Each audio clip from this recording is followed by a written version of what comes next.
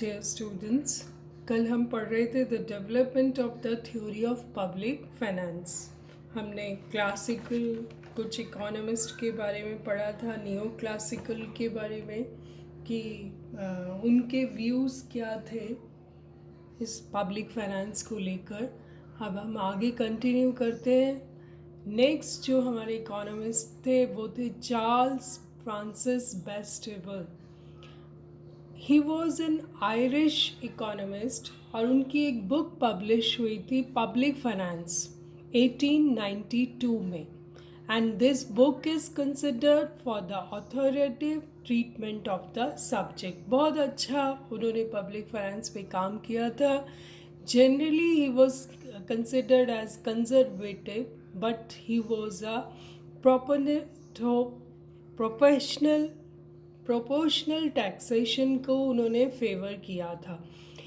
Writing in 1890, he observed that in nearly all modern states, outlay is steadily increasing and the older doctrines of economy and frugality has disappeared. Time के साथ साथ government की जो outlays हैं, जो खर्चे हैं, जो एक्सपेंडिचर है, वो बढ़ते ही जा रहे हैं. This he said in 1890. It was one of the first textbooks ever written on the subject with clear organization. I repeat, it was one of the first textbooks ever written on the subject with clear organization, definitions, and explanations. He not only discussed the taxation of income, capital, imports, consumption goods, but also the government's budget constraints. तो उनकी जो public finance है, ये पहली book थी public finance पर जो 1892 में पब्लिश हुई थी, और वो great work on public economics. Next जो थे वो एच डाल्टन का बहुत अच्छा कंट्रीब्यूशन रहा है थ्योरी ऑफ पब्लिक फाइनेंस में. ही was a British labour party economist. His book principles of public economics was published in 1922. Or he offered a positive functional relationship between income and economic welfare. आप आगे जाकर उनकी theory, बहुत सारी theories and principles हैं उनके public economics में. He contributed a lot, and the greatest जो उनका इस्टेब्लिश किया उन्होंने वो था fact that maximum social advantage or welfare is achievable only when all incomes are equal. हम principle of maximum social advantage will be reading it in course of time. आप पढ़ेंगे उसको भी. एंड डाल्टन का जो contribution था, it was a great contribution from his side. We'll be reading it in course of time जैसे जैसे syllabus में हम आगे बढ़ते जाएंगे. Next is, of course, A.C. Pigou. He was an English economist and is best known for his work in welfare economics. Pigou के बारे में आप बहुत कुछ पढ़ भी चुके हैं. He was of the view that economic equality maximizes welfare, जो कि डाल्टन का भी व्यू था. दोनों का व्यू लगभग सेम था. His book a study in public finance which was published in 1928.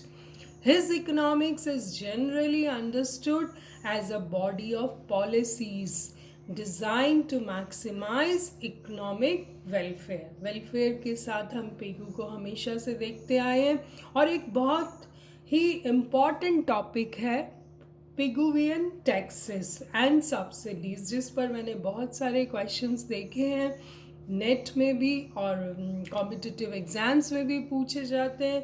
Will be studying this topic in detail later on, but ये जो टैक्सेस हैं ये रिलेटेड हैं पिगू से. सिंस देन, जब से उन्होंने ये कॉन्सेप्ट दिया, several deep studies were made on the role of the government.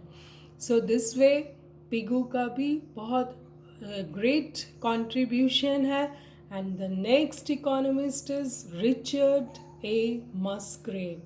He was he was an American economist of German heritage. Means he was born in Germany but brought up in America. मस्ग्रेव का एक बहुत ही famous paper है voluntary exchange theory of public economy. It was published in 1939 और उस paper में he suggested that government activities should be separated into 3 functions or branches. उन्होंने 3 branches बताई सरकार की होनी चाहिए. मैक्रो में stabilization, income redistribution and resource allocation. एक और उनका पेपर पब्लिश हुआ a multiple theory of budget determination in 1957.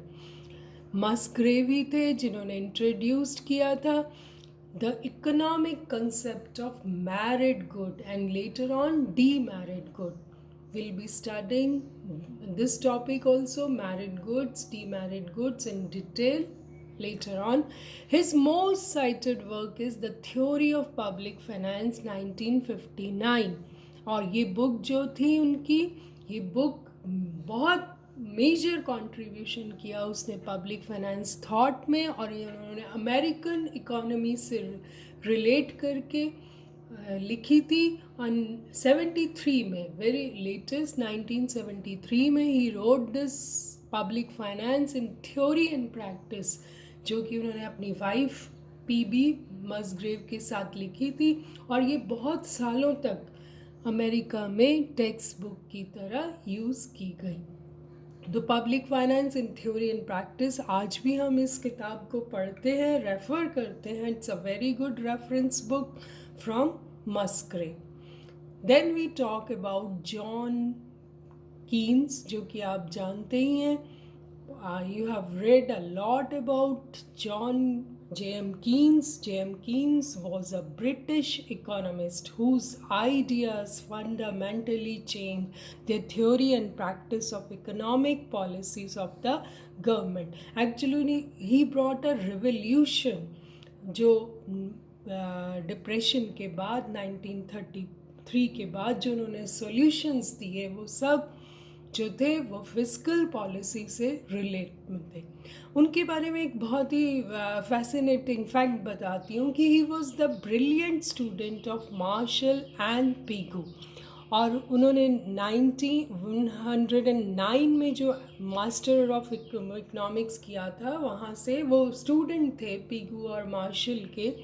और सबसे बड़ी बात यह है कि वो सिविल सर्वेंट बने उसके बाद, taking a job with the India office in white hall. ये 1909 की बात है. और जो उन्होंने फर्स्ट वर्क किया था, इट इज़ रियली फैसिनेटिंग कि उनका जो फर्स्ट वर्क था वो इंडियन इकोनॉमी पे था, Indian currency and finance, which was published in 1913.